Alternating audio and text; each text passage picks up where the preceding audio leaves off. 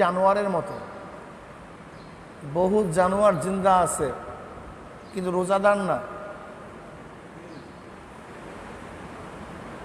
মানুষরূপী অনেক জানোয়ার জিন্দা আছে কিন্তু রোজা রাখার তৌফিক হয় নাই। ওর গতকালকের দিন, আজকের দিন, গত মাস আর আজকের মাসের মধ্যে ওর কোনো পার্থক্য নেই। জানোয়ার রমজান মাসের আগেও দিনের বেলা খাইছে, আজও খাইতেছে। ওর রমজান মাস আর রমজান মাসের বাহিরের মাসের মধ্যে কোনো পার্থক্য করে নাই। ঠিক মানুষরূপী একদল জানোয়ার আছে, রমজান মাস এবং রমজান মাসের বাহিরের মাসের মধ্যে তাদের কোনো পার্থক্য নেই, একই হুবাহু হুবাহু একই। কিন্তু একদল মানুষ দুনিয়ার মধ্যে আছে যারা রোজা অবস্থায় আল্লাহর ইবাদতের মধ্যে মগ্ন। রোজা এমন এক ইবাদত, সব সময় ইবাদতের মধ্যেই আছি। রোজা তো সেই সুবহ সাদেকের আগের থেকে শুরু করে সূর্য অস্ত যাওয়ার আগ পর্যন্ত সময় পর্যন্ত খানা পিনা এবং জেমার থেকে নিজেকে হেফাজত রাখা। তার মানে এই নয় যে আমি 1 ঘন্টা রোজাদার, আধা ঘন্টা রোজাদার না, 2 ঘন্টা রোজাদার, মাঝখানে রোজাদার ছিলাম না। ব্যাপারটা কিন্তু এরকম না।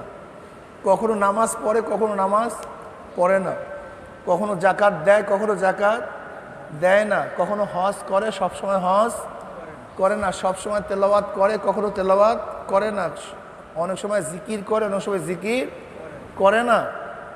কিন্তু রোজা এমন এক ইবাদত, যতক্ষণ থেকে রোজা শুরু করছি তার মানে এই নয় আমি এখন রোজাদার, এখন রোজাদার না। ব্যাপারটা কিন্তু এরকম না। আমি এখন কি অবস্থায় আছি? রোজা অবস্থা। এর আগে কি ছিলাম? রোজা অবস্থায় ছিলাম। 1 ঘন্টা পরেও, তার মানে কি বুঝলেন? যতক্ষণ রোজা অবস্থায় আছেন ততক্ষণ ইবাদতের মধ্যেই। আমি এইটাই বুঝাতে চাই। যতক্ষণ জিকির করি ততক্ষণ জিকিরের মধ্যে, যতক্ষণ নামাজ পড়ি ততক্ষণ নামাজের মধ্যে, যখন হজ করি তখন হজের মধ্যে। কিন্তু রোজা শুরু করছি এখনো রোজার মধ্যেই। তার মানে কি? প্রত্যেকটা নিঃশ্বাস ইবাদত, প্রত্যেকটা মুহূর্ত ইবাদত, প্রত্যেকটা সময় ইবাদতের মধ্যে মগ্ন। এটা মজার ইবাদত। শুধু একটু খানা পিনার থেকে বিরত থাকি, অথচ প্রত্যেকটা শ্বাস নিঃশ্বাসের মধ্যে আমার ইবাদত চলতেছে, সওয়াব চলতেছে। দারুণ এক ইবাদত।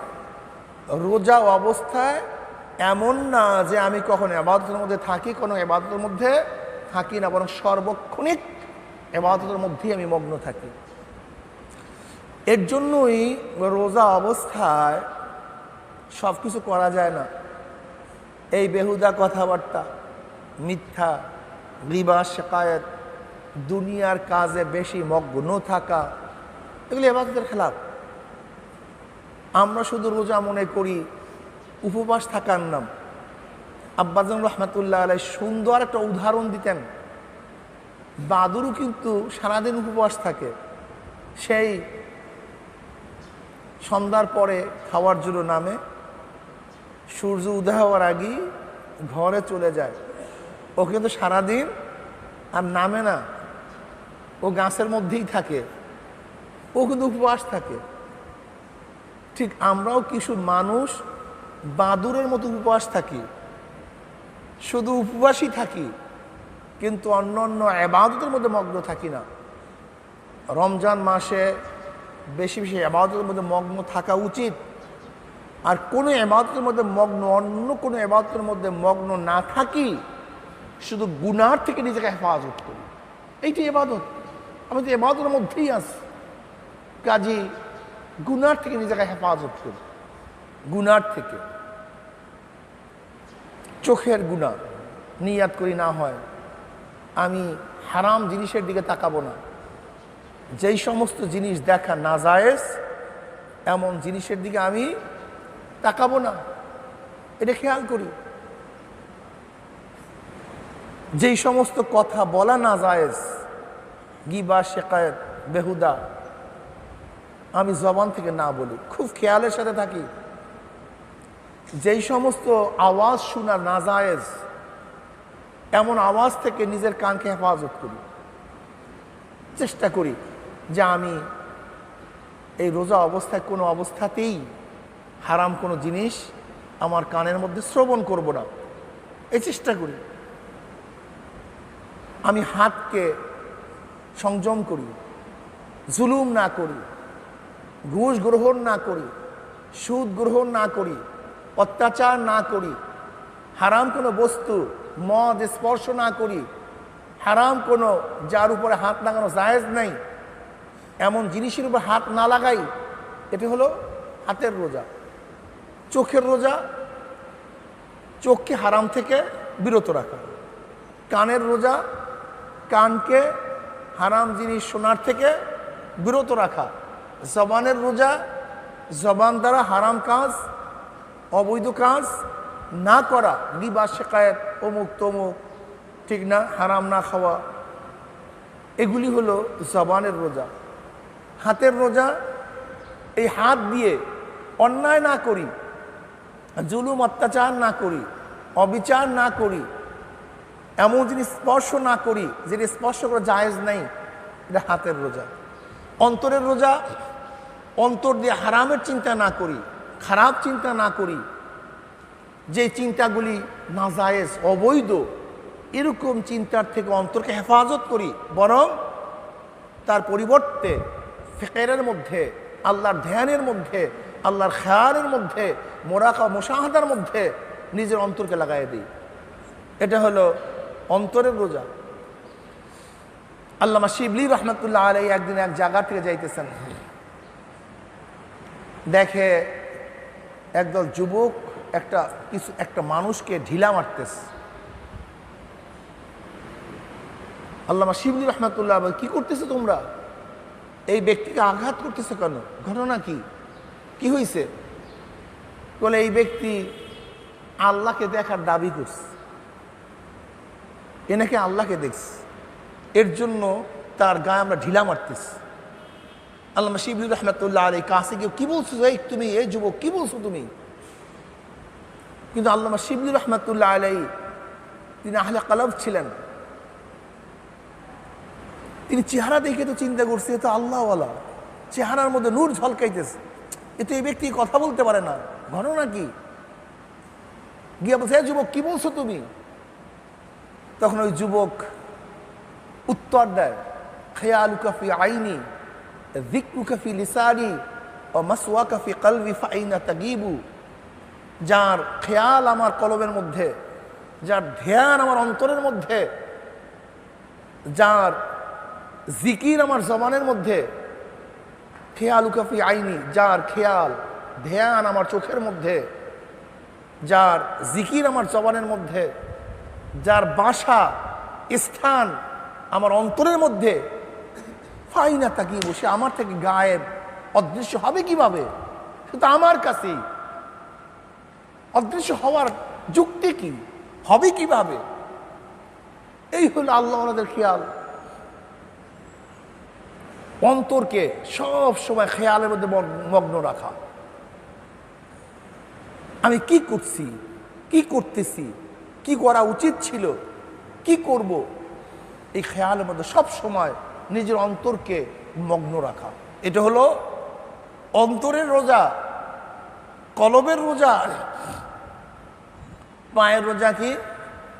হারাম দিকে এই পাও চলবে না, অবৈধ নাজায়েজের দিকে এই পাও হাঁটবে না, বরং ইবাদতের দিকে এই পাও চলবে, নামাজের জামাতের দিকে পাও চলবে, সাহায্য করার জন্য পাও চলবে, আল্লাহর বিধানকে বাস্তবায়ন করার জন্য পাও চলবে। এক কথায় নেকের কাজে পাও চলবে, গুনার কাজে পাও চলবে না। এর নাম হলো রোজা। আমরা শুধু উপবাস করি, কিন্তু সমস্ত গুনার মধ্যে লিপ্ত থাকি, মগ্ন থাকি, এর নাম রোজা না। আল্লাহ পাক রব্বুল আলামিন রোজা ফরজ করেছেন কুতিবা আলাইকুমুস সিয়ামু কামা কুতিবা আলাল্লাযীনা মিন ক্বাবলিকুম লাআল্লাকুম তাত্তাকুন, যেন আমরা মুত্তাকি হতে পারি, তাকওয়া অর্জন করতে পারি। তাকওয়া সবচেয়ে দামি। এই তাকওয়ার কারণেই মানুষ দামি হয়। এই তাকওয়া না থাকার কারণেই মানুষ ধ্বংস হয়ে যায়। কি হয়ে যায়? ধ্বংস হয়ে যায়। আলেম হইলি সে মুত্তাকি, ব্যাপারটা এরকম না। বরং বহুত জান্নেওয়ালা, এলেমের অভাব নেই, কিন্তু দেখা যায় তার মধ্যে তাকওয়া নেই।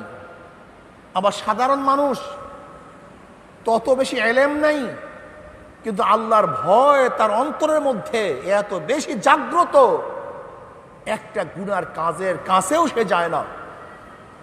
প্রিয় ভাইয়েরা আমার, খুব ভালো মতো মনে রাখতে হবে, বর্তমান জমানায় আমরা বিভ্রান্ত হয়ে যাই। আমাদের মধ্যে বিভ্রান্তি চলে আসছে। আমরা মনে করি যে ব্যক্তি বহুত বড় আলেম, সেই কাজ করে কিভাবে? অমুক ব্যক্তি এত বড় আলেম মুহাদ্দিস, সেই কাজ করে কিভাবে? মনে রাখতে হবে, সে যত বড় আলেম হোক, মুহাদ্দিস হোক, পীর হোক, সে মানুষ, ভুল করতেই পারে, ভুল করতেই পারে, অন্যায় করতেই পারে, তার আশ্চর্য হওয়ার কিছু নাই। বর্তমান জমানায় আমরা ইসলামকে খেল তামাশার বস্তু বানায় দিস, ইসলাম নিয়ে তাচ্ছিল্য করি, ইসলাম মানতে চাই না, ইসলাম বুঝতে চাই না। একদল মানুষ ইসলামকে ধ্বংস করতে চাই। ইসলামের দুশ্মনেরা, ইসলামের শত্রুরা ইসলামকে ধ্বংস করার চক্রান্ত করতেছে। বর্তমান জমানায় আমাদের ঈমান এত দুর্বল যা চিন্তাও করা যায় না। ঈমানের এত দুর্বলতা আমাদের মধ্যে চলে আসছে। আল্লাহ পাক আমাদের সবাইকে হেফাজত করেন। মুসলমান মুমিন খুব সতর্ক থাকেন। ইসলামের দুশ্মনেরা আগেও বসা ছিল না, এখনো বসা নাই, ভবিষ্যতে বসা থাকবে না। কিন্তু মুসলমানদেরকে সচেতন থাকতে হবে, মুসলমানকে সচেতন থাকতে হবে। আল্লাহ পাক আমাদের সবাইকে হেফাজত করেন। দেখেন তাকওয়া কি জিনিস? আর তাকওয়া মিলাকুল হাসানাত। তাকওয়া হলো সমস্ত নেকের মূল, সমস্ত নেকের মূল হলো তাকওয়া। তাকওয়া কি জিনিস? আত-তাজান্নুবু আম্মা ইয়াদুররুহু ফিল আখিরাহ। আত-তাজান্নুবু আম্মা ইয়াদুররুহু ফিল আখিরাহ, আখিরাতে ক্ষতি হয়। আত-তাজান্নুবু আম্মা ইয়াদুররুহু ফিল আখিরাহ। তাকওয়া কি জিনিস? আখিরাতে ক্ষতি হয় এমন জিনিস থেকে নিজেকে হেফাজত করা, বাঁচাইয়া রাখা, তার নাম তাকওয়া। হাজারো চরমনায় মুজাহিদ, গরিব, জানে না কিছু, কিন্তু ইবাদত করার জন্য যে মাসালার প্রয়োজন তা শুধু জানে, লেকিন জীবন যেতে পারে, তারা গুনার কাজের কাছেও যায় না। এরকম হাজারো আছে। কিন্তু আবার দেখবেন বহুল বড় পীর মুহাদ্দিস, গুনার মধ্যে লিপ্ত থাকতেই পারে মানুষ। আপনি আশ্চর্য হচ্ছেন কেন? আশ্চর্য হওয়ার কি আছে? বালাম ইবনে বাউরা, বালাম ইবনে বাউরা বনি ইসরাইলের বহুত বড় আবেদ ছিল, মুস্তাজাব দাওয়া ছিল। যেই দোয়া করত সেই দোয়াই কবুল হয়ে যেত। লেকিন স্ত্রীর প্রেমে পড়ছে, স্ত্রীর মোহাব্বত ভুলতে পারে নাই, স্ত্রীকে ঘুষ খাওয়াইছে শয়তানেরা, কাফেররা। যেহেতু বালাম ইবনে বাউরা যেই দোয়া করে সেই দোয়াই কি হয়ে যায়? কবুল হয়ে যায়। কাজে মুসলমানদের বিরুদ্ধে যেন একটু দোয়া করে, ব্যাস। বালাম ইবনে বাউরা যখন মুসলমানদের বিরুদ্ধে হাত তুলছে, আল্লাহ পাক বলছেন, আমি তোকে এই পর্যায়ে পৌঁছাইছি মুসলমানদের বিরুদ্ধে বদদোয়া করার জন্য নয়, তাদেরকে ধ্বংস করার দোয়া করার জন্য নয়, তাদের পক্ষে দোয়া করার জন্য। আল্লাহ পাক রব্বুল আলামিন তো দোয়া কবুল করেনি নাই, বরং তার চেহারাকে কুকুরের মতো করিয়া দিচ্ছে, গুমরাহ হয়ে গেছে। হতে পারে বর্তমান জমানায় আমাদের অবস্থা কি দাঁড়াইছে আমরা চিন্তাও করতে পারি না। কাজী আমাদেরকে সবসময় সতর্ক থাকতে হবে, না জানি কখন কি হয়ে যায়, না জানি কখন কি হয়ে যায়, এর জন্য সবসময় সতর্ক থাকতে হবে। আব্দুল কাদের জিলি রহমতুল্লাহ আলাই, আব্দুল কাদের জিলি রহমতুল্লাহ আলাই তিনি কি বলেন, মৃত্যুর পরে মাপ পাওয়ার আগ পর্যন্ত নিজেকে নিজে একটা শুয়ারের চেয়ে ভালো মনে করা যাবে না। মানুষ তো গুমরা হতেই পারে, নষ্ট হতেই পারে। এজন্য আব্দুল কাদের জিল রহমতুল্লাহ আলাই বলেন, মৃত্যুর পরে মাপ পাওয়ার আগ পর্যন্ত নিজেকে নিজে একটা শুয়ারের চেয়ে ভালো মনে করা যাবে না। যে কোনো টাইমে যে কোনো সময় মানুষ হোঁচট খেতে পারে, নষ্ট হতে পারে যে কোনো মুহূর্তে। এর জন্য আমাদের সব সময় সতর্ক থাকা উচিত, সব সময় খেয়াল রাখা উচিত, ভুলের মধ্যে পড়ার সাথে সাথে তওবা করা উচিত, আল্লাহর কাছে কান্নাকারি করা উচিত। যদি নিজেকে নিজে বড় মনে করি, আমি আলেম হয়ে গেছি, আমি মুহাদ্দিস হয়ে গেছি, আমি পীর হয়ে গেছি, আমি মুফতি হয়ে গেছি, আমি আর গোমরা হব না, এটা গোমরা হবি লাজেম, এটা গোমরা হবি। এর জন্য নিজেকে সব সময় সতর্ক অবস্থায় রাখা চাই। বর্তমান জমানায় দেখা যায় মামুনুল হককে নিয়ে আমাদের মধ্যে আলোচনা পর্যালোচনা, কি আলোচনা পর্যালোচনা, আমরা দুই পার্ট হয়ে গেছি। এক পার্ট মনে করি মামুনুল হকের বারাত, তার পবিত্রতা সাবেত করলি, প্রমাণ করলি ইসলাম পবিত্র হয়ে যাবে, ইসলাম বেঁচে যাবে। আর একদল মনে করি যদি মামুনুল হককে কুলুষিত করতে পারি তাহলে ইসলাম ধ্বংস হয়ে যাবে। এই দুই দর্শনই ভুল, দুই দর্শনই ভুল, উভয় দর্শনই ভুল। ফয়জুল করিমের সাথে ইসলামের থাকা এবং না থাকা সংযুক্ত না, আব্দুর রহিমের সাথে ইসলামের থাকা এবং না থাকা সংযুক্ত না, কোন ব্যক্তির সাথে ইসলাম থাকা এবং না থাকার কোন সংযুক্ততা নাই। ইসলাম ইসলামের জায়গায় আছে। আমি পালন করব ইসলাম, আমি মুসলমান। আমি ইসলাম পালন করব না, আমি বেঈমান, আমি ফাসেক, আমি জালেম, আমি কাফের, আমি মুশরিক হতে পারি। ইসলাম ইসলামের জায়গায়। বর্তমান জমানায় এই সমস্ত চিন্তা ভাবনা আসছে কেন, কিসের কারণে আসছে? যাদের ইসলামের গভীর জ্ঞান নাই তাদের মধ্য থেকে এই সমস্ত খেয়াল এবং ধ্যান আসছে। আমরা কি এই খেয়াল করি না? এই মাত্র ইমাম সাহেব নামাজ পড়াইতেছিল, আমি তার ইক্তেদা করতেছিলাম, হঠাৎ করে তার উজু ছুটে গেছে। আমি এখন কি করি? ইক্তেদা করি? কেন করি না? এক সেকেন্ড আগে তার ইক্তেদা করতেছিলাম, এখন করি না কেন? উজু নাই। এই মাত্র গাড়ি চলতেছিল, এখন গাড়ি চলে না কেন? পাম্প নাই। একটু আগেও তো পাম্প ছিল, এখন পাম্প নাই, গাড়ি বন্ধ হয়ে গেছে। এই মাত্র ইক্তেদা করছি, উজু ছিল, এখন উজু নাই, ইক্তেদা ছেড়ে দিয়েছি। এই মাত্র পীর সাহেবের ইক্তেদা ছেড়ে দিয়েছি কেন? সে হেদায়েতের উপরে ছিল, এখন হেদায়েতের উপরে নাই। এটা আশ্চর্য হওয়ার কি আছে? আমি তো বুঝি না কিছু। এটা আশ্চর্য হওয়ার কিছু নেই। যারা মনে করতেছেন মামুনুল হককে যদি প্রমাণ করতে পারি দোষী, তাহলে ইসলাম দোষী হয়ে যাবে, তারাও ভুল। আর যারা মনে করেন মামুনুল হককে যদি বারাত সাবেত করতে পারি তা ইসলাম পবিত্র হয়ে যাবে, তারা ভুল ধর্ষণের মধ্যে আছেন। ইসলাম কোন ব্যক্তির সাথে সম্পৃক্ত না, ইসলাম কোরআন এবং হাদিসের সম্পৃক্ত। ক্লিয়ার কাট কথা। আপনি কি জানেন না সাহাবীদের মধ্যে সাহাবীরাও মুরতাদ হয়ে গেছে?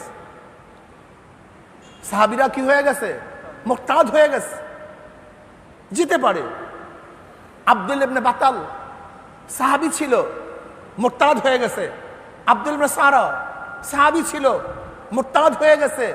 শুধু কি তাই, ওবায়দুল ইবনে জাহাশ হযরত আম্মাজান উম্মে হাবিবা রাদিয়াল্লাহু তাআলা আনহার স্বামী ছিল, একই সাথে হিজরাত করছিল, একই সাথে।